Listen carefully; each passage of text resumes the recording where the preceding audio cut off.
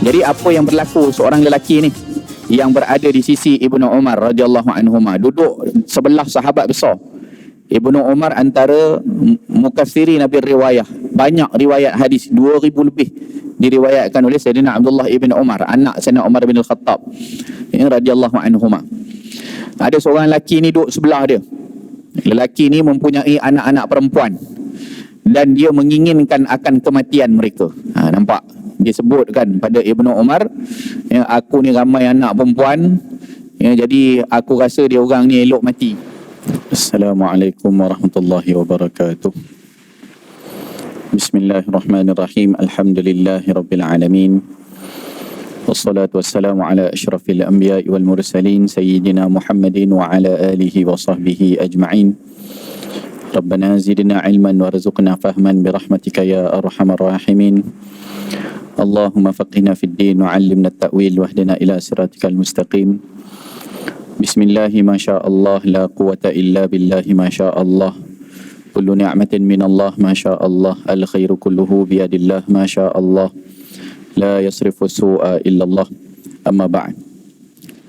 Alhamdulillah, syukur pada Allah Ta'ala yang memberikan kita taufik dan hidayah petunjuknya sentiasa sehingga kita dapat berkumpul di dalam rumah Allah, beriktikaf di dalamnya, menantikan masuknya waktu salat fardu Jumaat. Mudah-mudahan sentiasa kita diberikan kerahmatan dan keberkatan serta pengampunan daripada Allah Subhanahu wa Ta'ala. Syukur kita kehadrat Allah yang telah memberi izin dan keberkatan kepada masa kita sehingga kita dapat spend masa kita untuk kita beribadah pada Allah Ta'ala. Hakikat kehidupan kita, walaupun diberi 3 nikmat utama oleh Allah Ta'ala dalam hidup kita, tetapi tidak semuanya akan dapat sekaligus. Apakah itu 3 nikmat? Yang pertama adalah harta. Yang kedua adalah tenaga. Dan yang ketiga adalah masa. Yang mana ketiga-tiganya itu, jika diberi taufik oleh Allah Subhanahu wa Ta'ala, kita akan diberi peluang untuk menjalankan ibadah kita pada Allah Subhanahu wa Ta'ala. Masa kecil-kecil dulu, kita hanya diberi 2 daripada 3. Kita ada tenaga, kita ada masa, tapi kita tak ada harta. Bila meningkat dewasa, kita ada tenaga, kita ada harta, tapi kita tak ada masa. Dan apabila kita meningkat tua, kita ada harta dan kita ada masa, tetapi kita tidak ada tenaga. Maka ketiga-tiga itu nikmat Allah Ta'ala yang tidak pernah diberikan secara sekaligus kepada hamba-hambanya. Menunjukkan kelemahan diri kita sebagai manusia. Walaupun kekurangan harta, kekurangan masa, kekurangan tenaga, tetap kita rafakkan syukur pada Allah Ta'ala kerana diberikan ruang untuk kita beramal ibadah, memperhambakan diri kita pada Allah Ta'ala. Kalau orang boleh buat alasan, mereka akan buat alasan untuk tidak beribadah pada Allah. Orang yang tak ada harta, dia akan gunakan alasan tak ada harta untuk dia tidak beribadah. Orang yang tak ada masa, dia akan gunakan alasan tak ada masa untuk dia beribadah pada Allah. Dan orang yang tak ada tenaga, dia akan gunakan alasan tak ada tenaga untuk beribadah kepada Allah Ta'ala. Tapi orang yang diberi taufik, walaupun tak ada masa, tak ada harta, tak ada tenaga, dia dipermudahkan oleh Allah Ta'ala untuk buat amal ibadah. Sebab tu kita nampak di masjid, bukan semua orang yang sehat saja yang hadir. Orang yang bertongkat datang, orang yang semayang, kena semayang duduk datang ke masjid. Bukan abang-abang sado saja yang datang, bukan orang-orang sehat saja yang datang. Itu orang yang diberi taufik oleh Allah Ta'ala. Yang tak ada tenaga pun hadir dia menunaikan salat, hadir dia mengimarahkan rumah Allah. Orang yang tak ada duit, yang tak ada harta juga begitu. Berapa banyak orang yang banyak duitnya, jutawan, terbang ke sana kemari, Mana pelusuk muka bumi ni dia pergi dengan harta dia. Kan, tapi tidak singgah di rumah Allah Subhanahu wa taala. Harta banyak, tapi tak dibagi taufik oleh Allah Taala untuk beramal ibadah. Dan berapa ramai orang yang masanya lapang banyak, tapi apabila tidak diberi taufik oleh Allah Subhanahu wa taala, masa yang banyak pun dia spend ke lain lah. Masa yang banyak dia spend ke lain, tidak dia melazimi ibadah-ibadah yang ada, tidak dia melazimi wirid-wirid yang sepatutnya dia laksanakan, tidak dia melazimi untuk amal-amal bakti kepada makhluk-makhluk Allah. Jadi manusia akan buat alasan untuk dia tidak beribadah kepada Allah Ta'ala. Maka kita yang diberi kesempatan oleh Allah Ta'ala, yang mungkin tak ada masa, yang mungkin tak ada harta, yang mungkin tak ada tenaga, tapi dipilih oleh Allah Subhanahu wa taala untuk hatinya cenderung kepada ibadatullah, maka setinggi-tinggi syukurlah kita rafakkan ke hadrat Allah Subhanahu wa taala. Tuan-tuan kaum muslimin yang dirahmati Allah, sementara kita nantikan masuknya solat fardu Jumaat, sama-sama kita dengarkan tazkirah bulanan kita. Dalam tazkirah Jumaat membacakan hadis-hadis Rasul sallallahu alaihi wasallam daripada kitab Al-Adabul Mufrad yang dikarang oleh Al-Imam Al-Bukhari radhiyallahu anhu wa ardah. Kita sampai pada bab yang ke-44. Wa anhu bihi qala babu man kariha an yatamanna mautal banat. Bab pada menyatakan orang yang tidak suka mengharapkan kematian anak-anak perempuan. Wa bihi ilaihi qala haddatsana Abdullah bin Abi Syaibah qala haddatsana Ibnu Mahdi an Sufyan an Utsman bin Al-Harith Abi Rawa' an Ibni Umar radhiyallahu anhuma anna rajulan kana 'indahu lahu banat fatamanna mautahunna faghadiba Ibnu Umar radhiyallahu anhuma faqala anta tarzuquhunna. Daripada Utsman bin Al-Harith Abi Rawa' daripada Ibnu Umar radhiyallahu anhuma, bahawasanya seorang lelaki, tak dijelaskan namanya dalam hadis, disebutkan rajulan saja, seorang lelaki. Kerana apa? Kerana ada perkara buruk yang disebutkan oleh dia. Jadi kalau dalam hadis itu disembunyikan nama ataupun peristiwa yang berlaku kepada para sahabat, itu tidak akan menjejaskan hadis tersebut. Dan bayangkan kalau namanya disebut, dibaca beribu-ribu tahun hadisnya terkemudian oleh orang-orang yang terkemudian, maka akan kekal disebut keburukan seseorang itu. Walhal hadis ini kita nak ambil pengajaran daripadanya. Mungkin dia buat silap, mungkin dia cakap silap, kerana sahabat tidaklah maksum seperti Rasulullah sallallahu alaihi wasallam, tapi kehidupan mereka adalah kehidupan terbaik. Kerana apa? Kerana dibimbing oleh Rasulullah sallallahu alaihi wasallam. Silap-silap yang mereka buat tu langsung diperbetulkan, baik oleh Rasulullah ataupun oleh para sahabat yang mengikuti rapat pada jalan Nabi sallallahu alaihi wasallam. Jadi apa yang berlaku, seorang lelaki ni yang berada di sisi Ibnu Umar radhiyallahu anhuma, duduk sebelah sahabat besar.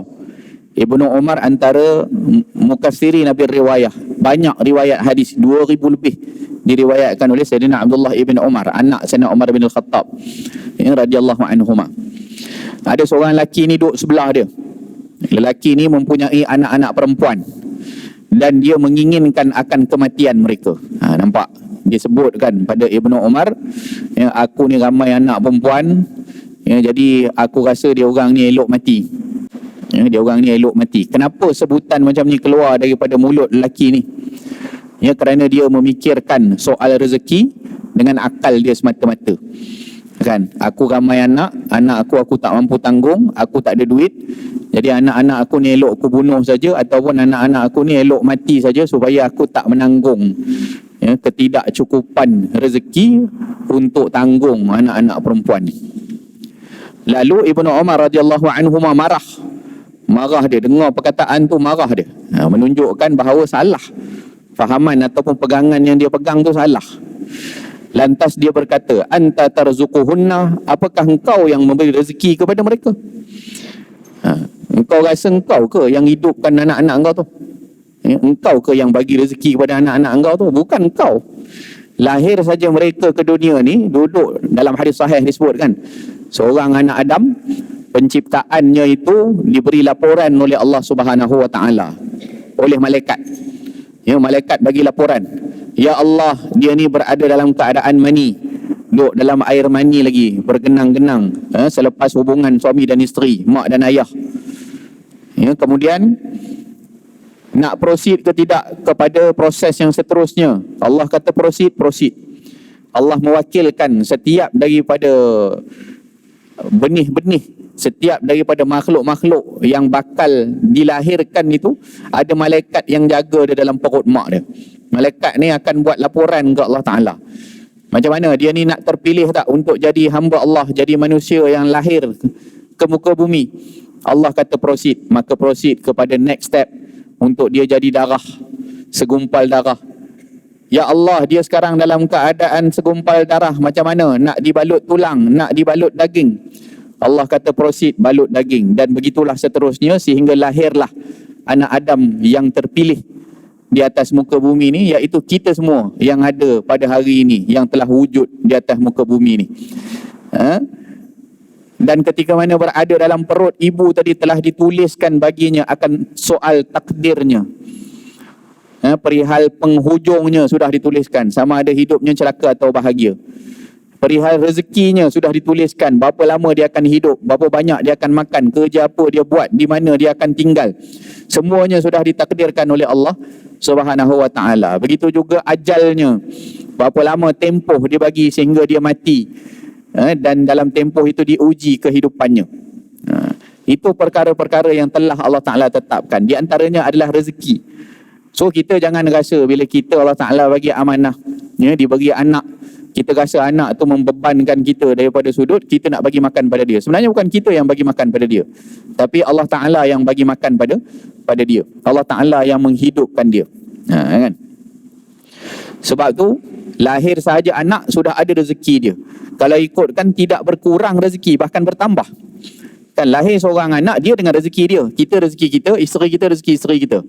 So anak 3 orang, setiap satu tu ada rezeki dia masing-masing. So ada berapa rezeki situ? 5 rezeki. Bukan lahir anak, rezeki kita dan isteri kita kurang, seorang separuh. Tinggal separuh-separuh, sebab separuh lagi kena bagi rezeki tu pada anak. Hakikatnya tidak begitu. Jadi Ibnu Umar radhiyallahu anhu memperbetulkan salah faham. Lelaki ni tadi berkadaan rezeki, kamu jangan nak senang-senang nak bunuh anak pula, nak menginginkan kematian anak kamu hanya kerana kamu rasa kamu yang rezekikan dia, kamu yang bagi makan pada dia. Bukan kamu yang bagi makan pada dia, Allah yang bagi makan pada setiap makhluknya. Walaupun makhluk itu mensyirikkan Allah SWT, Allah tetap bagi hak untuk dia hidup di atas muka bumi ni bila Allah takdirkan dia lahir di atas muka bumi. Kisah yang berlaku kepada Nabi Ibrahim AS. Nabi Ibrahim alaihi wa ala nabiyina afdalus salati wassalam tak suka bila makan, dia makan seorang-seorang. Dia makan mesti ada teman. Dia mesti cari tamu untuk dia makan bersama-sama. Jadi satu ketika bila ada makanan, Nabi Ibrahim pun cari, jemput, ada seorang ni datang masuk ke rumah. Jom makan jamu sama-sama, silakan. Jadi sebelum makan, sembang punya sembang, didapati lelaki ini adalah orang Majusi, yang menyembah api. Maknanya tidak menyembah Allah Subhanahu wa taala. Lalu Nabi Ibrahim AS pun kata, sebab kamu syirik pada Allah Ta'ala, aku batalkan niat aku untuk jamu kamu. Maka diminta untuk keluar saja. Tadi dah ajak makan, tapi bila sembang-sembang rupanya tahu orang ni tak sembah Allah Ta'ala. Jadi Nabi Ibrahim kata, silalah, aku tak nak jamu orang yang syirikkan Allah Subhanahu wa Ta'ala. Maka langsung ditegur oleh Allah Subhanahu wa Ta'ala kepada Nabi Ibrahim AS. Allah kata kepada Nabi Ibrahim AS, lelaki ini telah 40 tahun hidup di atas muka bumi ini dalam keadaan mensyirikkan aku. Tidak ada satu hari pun dalam kehidupan dia yang tidak aku beri makan pada dia. 40 tahun dia syirikkan, bukan sehari dua, dia sekutukan aku. 40 tahun tu dia hidup, tak ada sehari dalam hidup dia yang tidak aku pernah beri makan kepada dia. Tapi kamu sekali saja kamu jumpa pada orang yang syirik kepada aku, kata Allah, lalu kamu halau dia, lalu kamu halang dia daripada mendapat bahagian daripada rezeki dia, makanan yang dia nak makan. Lalu Nabi Ibrahim AS panggil balik. Kan dah dapat teguran daripada Allah Ta'ala, dipanggil balik lelaki itu pelik lah. Kenapa tadi kamu tak izin, tak bagi aku makan, kamu halau aku, sekarang kamu panggil semula. Kata, Tuhanku telah berfirman kepadaku berkenaan rezekimu itu ditanggung oleh dia. Dia yang bagi kamu makan selama 40 tahun walaupun kamu syirikkan dia. Tuhan aku telah menegur aku untuk aku tidak menghalang rezeki seseorang yang sepatutnya dia dapat. Maka lelaki ni kata apa? Kalau begitu sungguh indah Tuhanmu itu memperlakukan kepada hamba-hambanya, maka aku beriman kepada Tuhan kamu, iaitu Allah Subhanahu wa ta'ala. Masuk Islam kawan tu. Kan kita yang beria-ria duduk halang, rasa kita yang bagi rezeki. Kan kita terasa kita yang bagi rezeki. Walhal rezeki kita dan rezeki siapa saja yang berada di bawah tanggungan kita, semuanya adalah ditanggung oleh Allah Subhanahu wa ta'ala. Bab yang ke-45, babu al-waladu mabkhalatun majbanatun. Bab pada menyatakan anak menjadi penyebab sikap bakhil dan pengecut.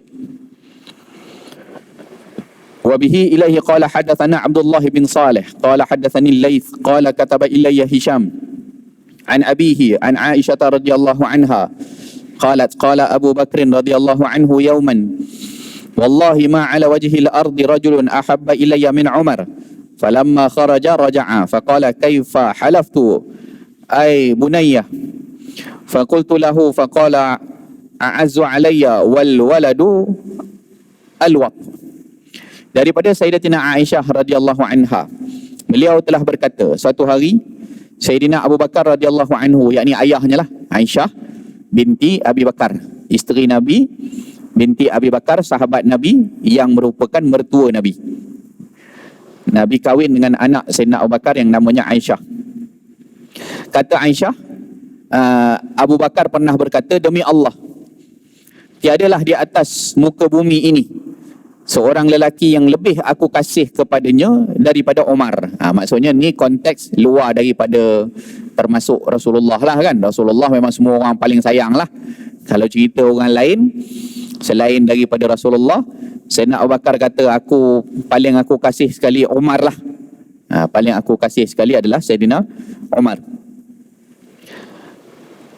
Maka tatkala dia keluar dan telah kembali, Sayyidina Abu Bakar keluar, dia terfikir sesuatu. Dah tadi cakap sesuatu, kemudian berlalu pergi. Masa berlalu pergi itu terfikir sesuatu, lalu menyebabkan Sayyidina Abu Bakar patah balik kepada Sayyidatina Aisyah. Maka beliau telah bertanya, bagaimana aku telah bersumpah wahai puteriku? Dia tanya balik Aisyah. Tadi ayah cakap apa? Ayah cakap apa tadi? Maka aku pun berkata kepada beliau apa yang telah beliau ucapkan. Tadi ayah kata lelaki yang paling ayah kasih Umar. Lalu beliau berkata, yakni Sayyidina Abu Bakar, dia lebih berharga bagiku, sedangkan anak pula adalah yang paling melekat dalam hatiku. Jadi tadi dia terfikir, kata-kata aku tadi tu mengguris hati anak aku ke? Anak aku ni mungkin dia rasa aku yang paling dia sayang. Sebab anak, tiba-tiba tak disebut anak tadi tu. Sayyidina Abu Bakar sebut pada Aisyah, dia sayang kawan lagi, sayang Sayyidina Umar lagi. Jadi nama Aisyah tak disebut. Keluar terfikir-fikir tuan-tuan. Tengok apa Imam Bukhari sebut dalam Tarjamatul Bab. Bab dia apa kata Imam Bukhari? Bab pada menyatakan anak menjadi penyebab sikap bakhil dan pengecut. Ayah tadi dia boleh ada jadi dua sifat ni bila dia terfikir pasal anak. Sayyidina Abu Bakar cakap tadi bukan salah. Ya, sahabat dia yang paling utama, yang paling rapat, Sayyidina Umar. Logik saja kalau dia nak sebut yang dia paling kasih lepas daripada Rasulullah adalah Sayyidina Umar. Dan Sayyidah Aisyah pun tak cakap apa-apa pun. Tak cakap pun lepas dengar kata Abu Bakar sebut yang paling dia kasih adalah Umar tu. Ayah ni sayang kawan kami ni di mana di hati ayah? Anak-anak ni ayah tak sayang ke? Aisyah tak sebut sikit pun.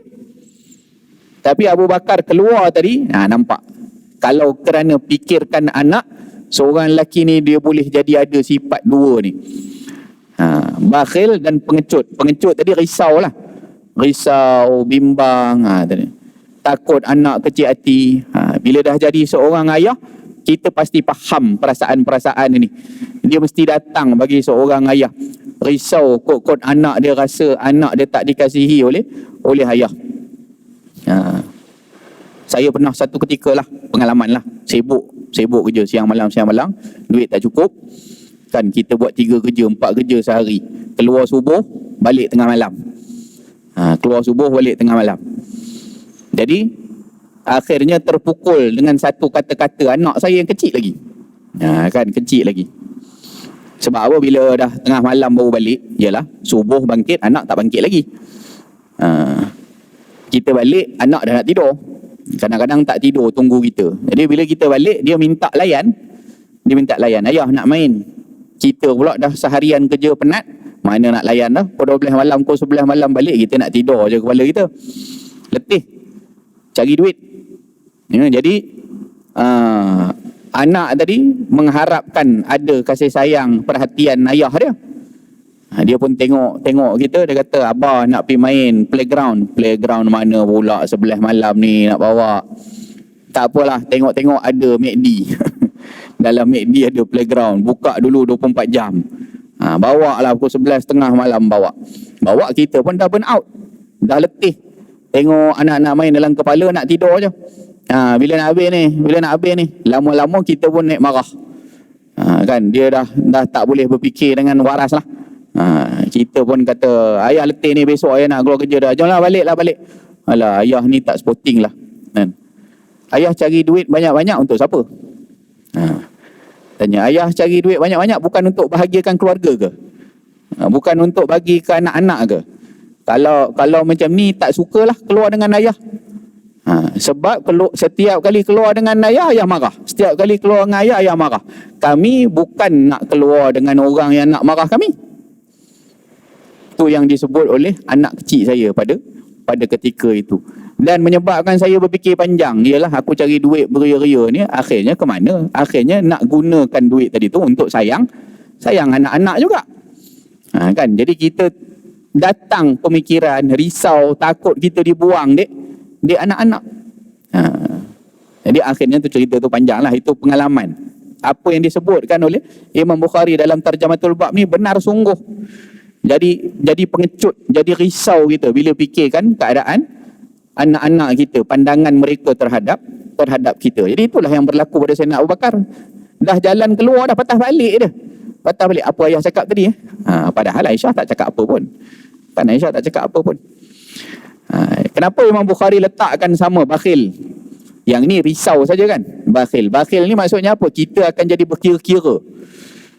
Kita mungkin ada keinginan kita dah bekerja letih-letih, mungkin kita ada nak reward diri kita, mungkin kita ada nak spend duit kita ke mana-mana yang ada pada keinginan kita.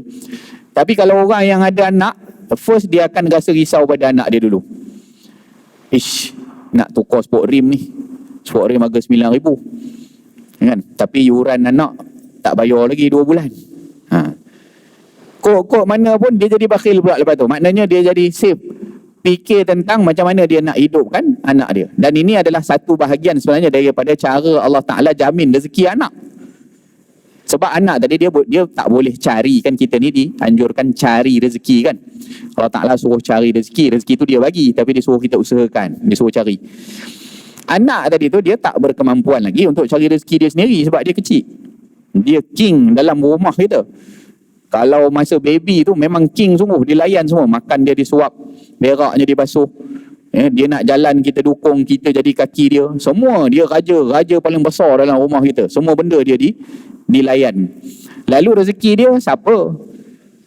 Yang tunaikan rezeki dia adalah ayah dia. Disebabkan ada perasaan ayah tadi yang bimbang dan risaukan perihal anak-anak, makan ke tidak anak aku ni. Bahkan ayah dan ibu sanggup tak makan sebab nak besarkan anak-anak supaya bagi anak kenyang. Itulah sifat seorang ayah. Kan, dia jadi kira dia nak buat apa-apa tu, anak aku selesai tak? Kalau selesai anak ni, nanti nak sambung belajar, nak masuk universiti, banyak juga nak pakai duit ni, kena menyimpan. Bila menyimpan tu, dia jadi bakhil lah daripada satu sudut. Mungkin dia tak spend belanja dia ikut suka-suka hati. Itu maksud bakhil di situ. Maksudnya dia ada kira-kira dia untuk dia merisaukan keadaan masa depan anaknya, yang mana itu juga Allah Ta'ala jadikan asbab kepada rezeki anak tadi. Rasa risau seorang ayah terhadap anaknya. Wa bihi ilaihi qala hadatsana Musa qala hadatsana Mahdi ibn Maimun qala hadatsana ibnu Abi Ya'qub an ibni Abi Nu'min qala kuntu syahidan ibn Umar idh sa'alahu rajulun an damil ba'udah faqala mimman anta faqala min ahli al-Iraq faqala unzuru ila hadha yas'aluni an damil ba'udah wa qad qatalu ibn an-nabi sallallahu alaihi wasallam sami'tu an-nabiy sallallahu alaihi wasallam yaqul huma raihanayya minad dunya. Daripada Ibnu Abi Nu'min, dia berkata, aku telah menjadi saksi kepada Ibnu Umar, yakni tentang seorang lelaki bertanya kepadanya tentang hukum darah nyamuk. Lalu dia berkata, dari mana engkau ni? Maka lelaki itu menjawab, aku daripada penduduk Iraq. Lalu Ibnu Umar radhiyallahu anhuma berkata, kalian tengok ni, dia bertanya tentang darah nyamuk, sedangkan mereka telah membunuh anak, yakni cucu Nabi SAW, yakni Sayyidina Husin radhiyallahu anhuma. Aku telah mendengar Rasulullah SAW bersabda, keduanya, yakni Sayyidina Hasan dan Sayyidina Husin, adalah harumanku daripada dunia. Jadi hadis ini duduk bawah bab yang sama, cuma guru kami kata saya pun tak tahu apa kaitan bab ini diletakkan di bawah hadis ini diletakkan di bawah bab ini. Dan salah seorang daripada syarih yang mensyarahkan kitab ini, Syekh Ilyas rahimahullah pun, dia berkata saya pun tidak pasti apa kaitan hadis ini dengan penyebab bakhil ataupun kedekut. Cumanya mungkin kaitannya lah yang saya nampak lah. Wallahu alam, ulama-ulama besar pun tak nampak apa kaitannya, tapi kita nampak di hujung tu disebutkan Rasulullah sallallahu alaihi wasallam berkata tentang dua orang cucu baginda yang jadi kesayangan baginda, iaitu Sayyidina Hasan dan juga Sayyidina Husin. Ya, maka cucu pun selain daripada anak, cucu juga termasuk daripada perkara yang dijadikan concern oleh seorang lelaki. Kan bukan takat anak sajalah. Kalau yang Ibnu Umar tadi cerita pasal kalau Sayyidina Abu Bakar tadi cerita dia risau anak dia kan. Yang ini Nabi sebut tentang cucunya, iaitu kedua orang cucu kesayangan Nabi sallallahu alaihi wasallam, Sayyidina Hasan dan Sayyidina Husin radhiyallahu anhuma wa arda. So macam itulah, memang kita akan fikir tentang keturunan di bawah, baik cucu ke, baik anak saudara ke, anak adik-beradik kita kan. Dia akan termasuk pada perkara-perkara yang menjadi concern seorang lelaki dalam kehidupan dia. Seterusnya bab yang ke-46, babu hamlis sabi' 'alal atiq, bab pada menyatakan memikul atau mendukung anak di atas tengkuk atau bahu.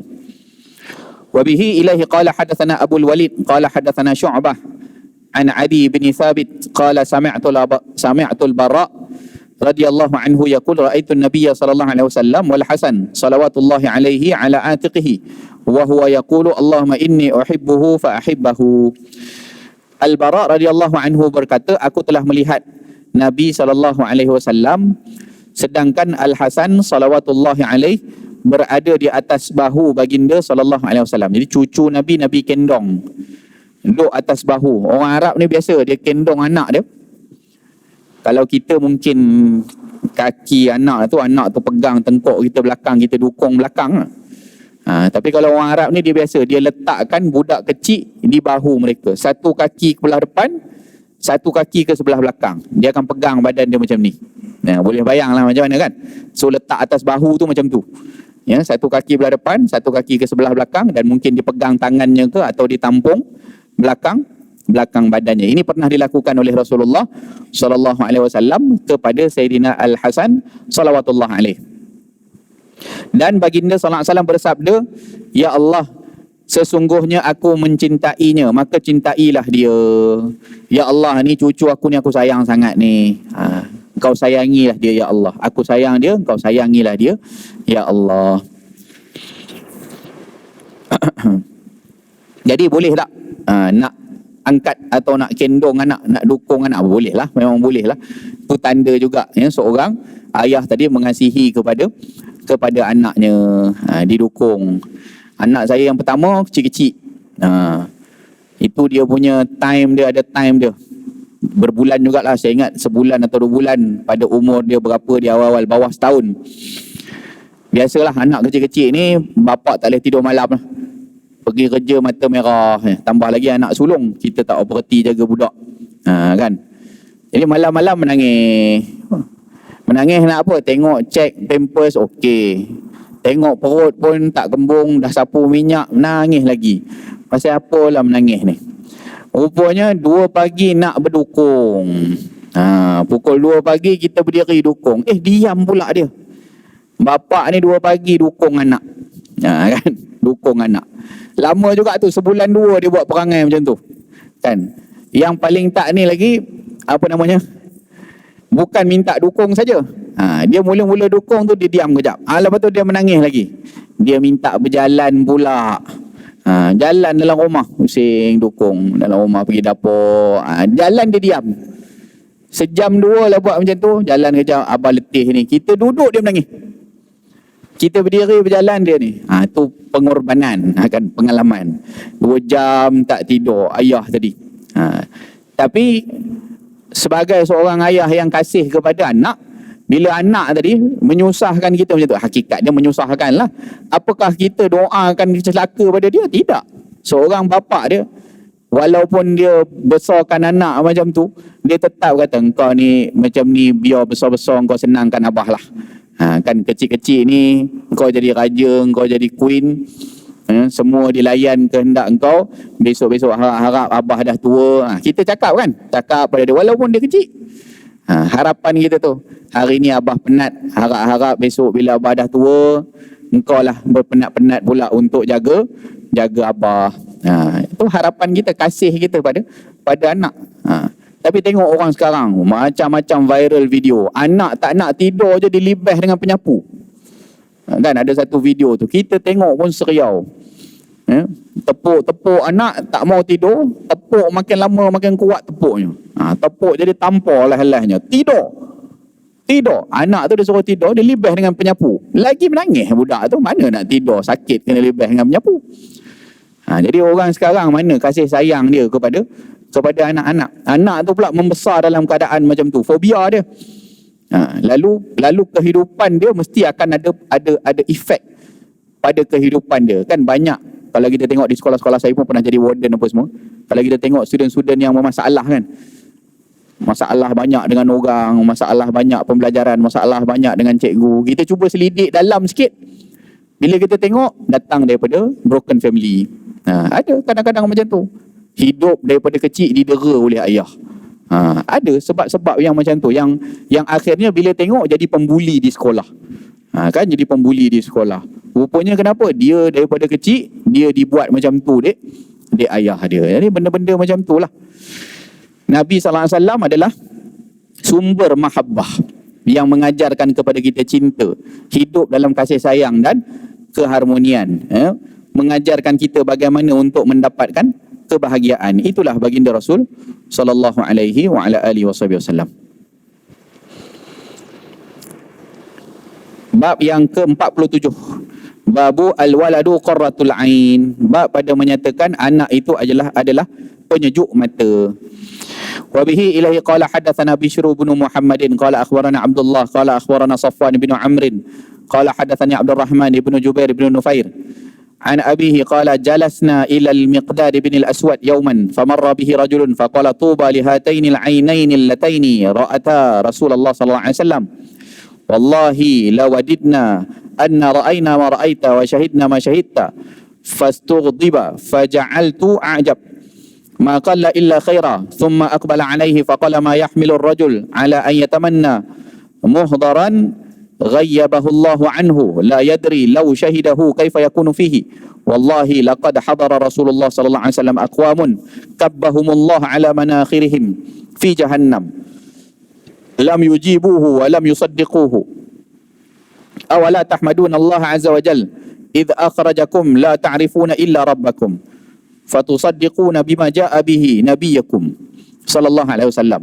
قد كفيتم البلاء بغيركم والله لقد بعث النبي صلى الله عليه وسلم على أشد حال بعث عليها نبي قط fi fatratin wa jahiliyatin ma yarawna anna dinan afdalu min ibadatil awthan faja'a bi furqanin farraqa bihi bainal haqqi wal batil wa farraqa bihi bainal walid wa waladihi hatta in kana ar-rajulu la yara walidahu aw waladahu aw akhahu kafiran wa qad fataha Allahu faqul qufla qalbihi bil iman wa ya'lamu annahu in halaka dakhala an-nar fala taqarru 'ainuhu wa huwa ya'lamu anna habibahu fin nari wa innaha allati qala Allah 'azza wa jalla walladzina yaquluna rabbana hab lana min azwajina wa dhurriyyatina qurrata a'yun, surah Al-Furqan ayat 47. Daripada Sayyidina Abdul Rahman ibn Jubair ibn Nufair, daripada bapanya berkata, kami telah duduk bersama Miqdad ibn al-Aswad pada suatu hari. Ini sahabat Nabi,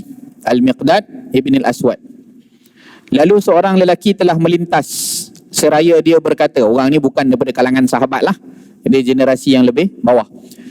Dia kata pada Miqdad, beruntunglah kedua mata ini yang telah melihat Rasulullah sallallahu alaihi wasallam. Dia tengok Miqdad, sahabat Nabi. Oh, beruntunglah mata ni, mata pernah tengok Rasulullah. Dia jadi sahabat. Kan kami ni teringin nak tengok Nabi, tapi generasi lahir lepas daripada wafatnya Nabi sallallahu alaihi wasallam. Jadi tak ada can lah jadi sahabat. Oh, ini dapat jadi sahabat Nabi, untunglah. Demi Allah, kami ingin sekali melihat apa yang telah engkau lihat dan menyaksikan apa yang telah engkau saksikan. Kami teringin sangat macam mana sahabat Rasulullah seronok, mesti seronok kan jadi sahabat Nabi. Maka ianya telah membuatkan Al-Miqdad marah. Marah pula dengar. Kenapa marah? Sebab ada orang dia cakap macam ni, tujuan dia panggil mujamalah. Bodek je kan. Bodek, sedap lah engkau jadi sahabat. Macam tu kan. Bukan mudah kan. Padahal belum tentu mata yang melihat Nabi SAW hari-hari tu beriman dengan Nabi. Takut-takut mata dia jadi macam mata Abu Jahal. Takut-takut mata dia macam jadi mata Abu Lahab, Abu Jahal tengok Rasulullah hari-hari juga. Tapi adakah dia ikut dan dia beriman kepada Nabi SAW? Tidak. Bahkan dilaknat dengan laknat yang besar dalam kehidupan dia. Tapi ialah Abu Jahal, Abu Lahab bukan sahabat lah. Jangan kita kata sahabat Nabi pula. Siapa-siapa tengok Nabi semua kira sahabat. Tak. Syarat sahabat ni mati dalam iman kepada Rasulullah SAW. Kalau mati tak beriman bukan sahabat Nabi. Kan? Kena pandai juga pilih kata-kata. Kata, oh tu Abu Jahal tu sahabat Nabi juga. Jangan. Itu bukan sahabat. Sahabat Nabi ni yang pernah tengok Rasulullah dan beriman dengan Rasulullah dan mati dalam keadaan Islam. Mati dalam keadaan Islam. Sebab ada juga yang murtad. Waktu zaman Nabi dia beriman, lepas wafat Nabi dia murtad, keluar daripada agama. So orang macam ni kita tak panggil sahabat. Dia tidak layak untuk memegang title sahabat. Jadi Al-Miqdad marah. Kan kamu kalau dapat mata jadi macam mata sahabat, takut-takut jadi mata Abu Jahal lagi teruk. Aku menjadi hairan kerana dia tidak berkata melainkan pada kebaikan. Jadi perawi hadis ni kata, laki ni cakap tak ada salah apa pun. Kan betul lah kita mengagumi kehidupan sahabat Nabi. Kan rasanya tak ada salah apa-apa, kenapa marah pula ni? Kemudian Al-Miqdad telah menghadap kepadanya. Lalu dia berkata, apakah yang membuatkan seseorang itu berangan-angan hadir di tempat yang Allah Ta'ala menjadikan dia gaib daripadanya? Apa yang menyebabkan orang teringin nak duduk di tempat yang Allah Ta'ala tak takdirkan pun dia duduk kat tempat tu? Sibuk-sibuk nak jadi orang lain. Kan kenapa orang sibuk nak berangan jadi orang lain? Dia tidak tahu sekiranya dia telah menyaksikannya. Bagaimanakah sikapnya dalam menghadapinya? Oh, dia cakap senanglah. Dia tak tahu kalau dia jadi sahabat, apa yang dialami oleh sahabat. Ambil Sayyidina Bilal radhiyallahu anhu. Sayyidina Bilal nak jaga iman macam mana? Ditimpa, dihempap dengan batu besar di atas padang pasir. Kalau kamu lah jadi mata Sayyidina Bilal tu, kamu jadi tu, kamu tahan ke nak tanggung apa yang ditanggung oleh Bilal? Khabbab Ibn Al-Arat dipakaikan dengan baju besi, kemudian dijemur di tengah panas, dibaringkan di tengah panas, kemudian panas negara Arab ni tuan-tuan bukan macam panas negara kita. Kan panas negara Arab, pakaikan baju besi, lepas tu dibuka. Bila dibuka baju besi tu, daging ikut sama dengan baju besi. Tarik daging keluar sekali dengan baju besi. Itu dilakukan oleh tuan kepada Sayyidina Khabbab ibn Al-Arat kerana dia beriman pada Allah dan Rasulnya. Sampai zaman Sayyidina Umar jumpa dengan mu'allaf ni lah, orang yang baru-baru masuk Islam, ataupun orang-orang Islam yang datang kemudian. Kata, kamu nak tengok perjuangan orang terdahulu? Panggil Bilal. Bilal kata, tak, ada yang lagi layak untuk bercakap. Panggil Khabbab. Khabbab kata, aku tak tahu nak cakap apa. Tak, Umar kata, tak payah cakap apa-apa. Kamu pusing belakang, kamu tanggalkan saja baju kamu. Tanggalkan baju, dilihat tulang nampak di belakang. Daging dah tak ada, tulang boleh nampak di belakang. Ini, kamu hari ini lahir-lahir dah dapat agama, dah dapat iman, mak ayah kamu Islam, kamu tinggal belajar, tinggal semayang, tinggal nak tunaikan ajaran agama, lepas tu senang-senang kamu tinggalkan agama. Orang dulu nak dapat agama ni, kamu tengok macam ni. Kamu hari ini tak bersyukur dengan iman yang Allah Ta'ala bagi secara warisan. Waris dah senang-senang dapat. Ini pun Miqdad cakap juga dalam ni. Demi Allah, telah terjadi pada zaman Rasulullah SAW beberapa kaum yang telah dibenamkan mereka oleh Allah Ta'ala ke dalam neraka kerana tidak menyahut seruan dakwahnya. Ini tadi Abu Lahab, Abu Jahal semualah. Apakah kalian tidak memuji akan Allah Ta'ala ketika dia mengeluarkan kalian dalam keadaan tidak mengetahui apa-apa melainkan Rabb kalian? Kamu lahir-lahir terus dah kena Tuhan. Perkara pertama yang dibisikkan di telinga waktu lahir, azan. Allahu Akbar, Allahu Akbar. Azan kat telinga masuk dulu. Kamu lahir-lahir senang hidup kamu. Sungguh Allah Ta'ala telah menghindarkan kalian bala, cubaan dengan dikenakan pada orang-orang selain kalian. Demi Allah, sungguh telah diutuskan Nabi SAW dalam keadaan yang paling susah, yang tak pernah seorang Nabi pun diutus dalam keadaan seperti itu dalam masa fatrah tempoh kekosongan di antara dua Nabi dan juga jahiliyah. Mana-mana Nabi yang paling susah sekali menanggung kepayahan itu adalah baginda Rasul SAW. Kan kita panggil apa? Dalam akidah kita belajar kan? Rasul Ulil Azmi. Ada 5 kan? Mimin, M-I-M-I-N. Muhammad, Ibrahim, Musa, Isa, Nuh. Ini 5 orang Nabi yang paling besar cubaan, dugaan dia dalam nak menyampaikan seruan agama. Yang paling berat sekali Nabi kita lah, Nabi Muhammad SAW. Kata Miqdad lagi, mereka tidak tahu bahawasanya agama lebih utama daripada menyembah berhala. Lalu dia, Nabi SAW telah datang dengan membawa Furqan, Al-Quran, yang membezakan di antara yang benar dan yang salah, memisahkan di antara ayah dan anaknya, sehingga sekiranya seseorang melihat ayahnya atau anaknya atau saudaranya yang kafir, dan Allah Ta'ala pula telah membuka kunci hatinya dengan iman, dan dia mengetahui bahawa sekiranya dia pasti dia masuk neraka, lalu matanya tidak tenteram sementara dia mengetahui bahawasanya orang yang dicintainya berada di dalam neraka. Jadi satu lagi sudut pandang yang Miqdad sebut pada, kamu tahu kenapa aku marah? Kamu sedap-sedap cakap, mata aku sedap lah dapat jadi sahabat Rasulullah, dapat tengok Rasulullah. Kamu tahu tak, banyak daripada sahabat ni dia revert. Kan mereka asalnya sembah berhala, sampai seruan dakwah, kemudian mereka masuk Islam. Kan kebanyakan sahabat macam tu. Sikit je lah sahabat yang daripada awal-awal mereka sudah Islam. Kebanyakannya ambil seruan dakwah daripada Rasulullah. So mereka mu'allaf. Ya, mereka orang yang masuk Islam kemudian setelah dapat dakwah. Jadi Miqdad pandang satu sudut pandang. Kamu cakap sedap jadi sahabat je.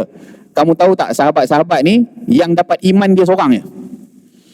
Allah Ta'ala bagi hati mereka dapat keimanan dia seorang je. Mak dia yang paling dia kasihi tak beriman. Ayah dia yang paling dikasihi tak beriman. Ya, mungkin isteri dia tak nak ikut dia, tak beriman. Terpisah suami isteri yang mungkin dia paling sayang sekali. Seorang masuk Islam, isteri tak nak masuk Islam, tak boleh terus bersama-sama. Wajib pisah. Ayah dengan anak, ayah tak masuk Islam, anak masuk Islam. Sahabat-sahabat ni ada daripada kalangan mereka yang setiap hari ni, kamu boleh bayang tak perasaan mereka ni hidup sehari-harian dalam keadaan dia tahu aku ni dah dapat iman, mak tak dapat iman lagi. Dan dia tahu satu ketika kalau mak tu mati dalam kekufuran dan mak tu akan masuk neraka.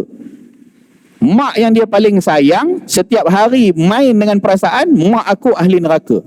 Kamu ingat senang ke nak menghadapi perasaan itu? Miqdad logik saja dia marah. Kan cakap kamu sedap, cakap kamu tak tahu apa tanggungjawab daripada mata yang melihat Rasulullah sallallahu alaihi wasallam. Bukan senang.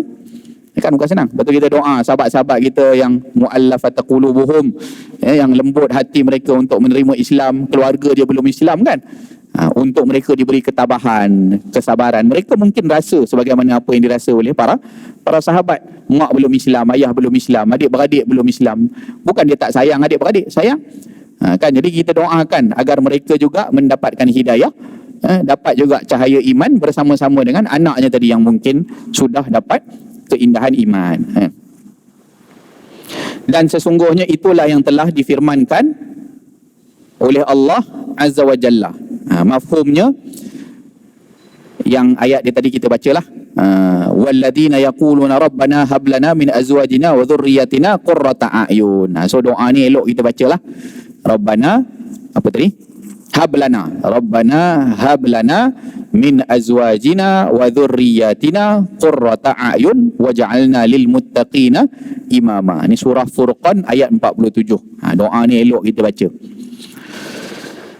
Mafhumnya, mafhum firman Allah tadi, dan juga mereka yang diredai Allah Ta'ala itu adalah orang-orang yang berdoa dengan berkata, wahai Tuhan kami, berilah kami beroleh dari isteri-isteri dan zuriat keturunan kami perkara-perkara yang menyukakan hati melihatnya, dan jadikanlah kami imam ikutan bagi orang yang mahu bertakwa. Kan maknanya bukan kita ni takat tengok isteri dan anak comel-comel saja, tapi kita nak bawa sama isteri dan anak-anak kita jadi ahli syurga. Itulah penyejuk hatinya. Kan penyejuk hati kita. Kita boleh bayangkan macam mana keadaan orang-orang yang dia sayang tak bersama-sama dengan dia dalam kehidupan dia. Kalau kat dunia saja pun mungkin dah sukar nak mengharungi kehidupan. Apatah lagi kalau tak dapat bersama selama-lamanya di hari akhirat kelak. Kan jadi kita ni harapkan bukan kita saja masuk syurga, tapi berpimpinan tangan dengan isteri kita, dengan anak-anak kita, dengan ahli keluarga kita, adik-beradik kita, sahabat-sahabat kita, kawan-kawan kita, seluruh kaum muslimin, untuk kita masuk dalam syurga Allah Subhanahu wa taala. Adakah orang sanggup hidup senang kan kalau tahu kekasihnya tu berada di neraka? Tak ada. Sebab itulah Nabi sallallahu alaihi wasallam paling kasihkan siapa? Umat baginda sallallahu alaihi wasallam. Dan Nabi tidak pernah rasa senang selagi mana ada umat Nabi sallallahu alaihi wasallam yang berada dalam neraka. Maka Nabi akan terus memberikan syafaat kepada umat Nabi sallallahu alaihi wa ala alihi wa sahbihi wa baraka wasallam. Dan cara nak dapatkan syafaat itu kan, syafaat ada syafaat uzma, dimasukkan terus dalam syurga tanpa hisap. Ada syafaat daripada kunci syurga, la ilaha illallah. Siapa yang mengucap la ilaha illallah, dia akan dapat masuk syurga walaupun dibakar dahulu dalam neraka. Tapi kita tak nak lah tu. Kan kita nak yang diberi keampunan oleh Allah Ta'ala. Hisaban yasira. Allah mahasibni hisaban yasira. Ya Allah, kurniakanlah kami hisab, perhitungan yang mudah. Bagi Allah Ta'ala ni cincai kira lah dengan kita. Nampak pahala ada ni, semayang, jaga, adalah buat baik dengan orang, ada sedekah, ada baca Quran sikit, ada itu, ada ini, ada amal-amal, dosa pun boleh tahan juga ni. Ada juga yang ini, yang itu, maksiat ini buat, seorang-seorang terang-terang ada. Tapi tak apalah, tak banyak mana pun. Yang salah-salah sikit-sikit tu tanda kelemahan. Jadi Allah Ta'ala ampunlah ke yang tu, ampunlah, pergi je lah masuk syurga. Yang dosa-dosa ni tak apalah, kira halal kalau bahasa kita kan, kira halal. Yang itu dipanggil hisaban yasira. Dihisap, dikira, tapi dipermudahkan oleh Allah Ta'ala. Jadi masuk dalam syurga Allah. Jangan minta celup dalam neraka, tuan-tuan. Kan, celup dalam neraka ni ada orang senang-senang dia boleh sebut-sebut. Kan tak apalah, sehari dua je okey kot. Sehari dua kan. Sehari di hari akhirat tu menyamai 1000 tahun dunia. Celup setengah hari je cukup lah, 500 tahun. Tuan-tuan lah Kat, duduk dalam neraka 500 tahun. Taklah Kat, tak ada siapa yang mampu. Kita pegang kuali sikit, panas, pegang kuali pun aduh terus. Satu saat kita tak nak kena panas. Kan apatah lagi nak tanggung 500 tahun duduk dalam api neraka Allah. Wal'iyadu billah. Mudah-mudahan Allah Ta'ala selamatkan kita. Dan ada syafaat yang mengeluarkan syafaat Rasulullah, yang mengeluarkan ahli neraka daripada neraka. Nabi takkan senang.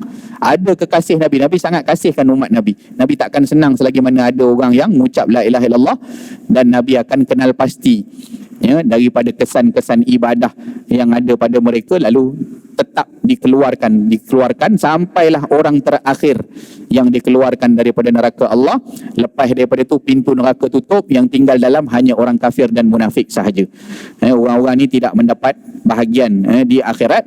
Maka yang mengucap la ilaha illallah, dan kalau kita nakkan syafaat Nabi, banyakkanlah berselawat ke atas Nabi sallallahu alaihi wasallam. Wallahu taala a'la wa alam, wa sallallahu ala sayyidina Muhammadin wa ala alihi wa sahbihi wa baraka wasallam. Assalamualaikum warahmatullahi wabarakatuh.